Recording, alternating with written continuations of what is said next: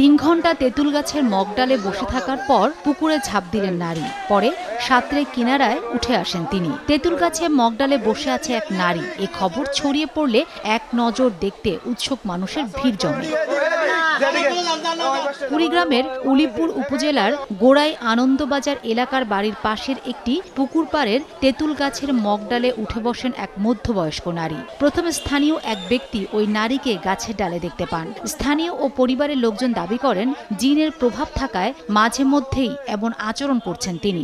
যে গাছে উঠছিল এর আগে জিন সাথে ছিল, কিন্তু আজকে দেখি যে আবার বেলা গাছে উঠছে। শোনার পর আসি দেখি যে গাছের উপরে বসে গেছে। এই 2-3 ঘন্টা বসে থাকার পর এই যে এখন নামলো।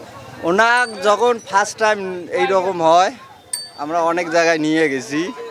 তা ওই কবরেজে যখন ওনার গা তুলসীর দিয়ে নামায়, তখন বলছে আমি যতদিন আসি যদি আমি নিজ দায়িত্বে না ছাড়ি, এমন কোনো বাংলাদেশের কবরেজ নাই আমাকে ওর গা থেকে সরায়। তখন আমি ওনার সাথে ছিলাম।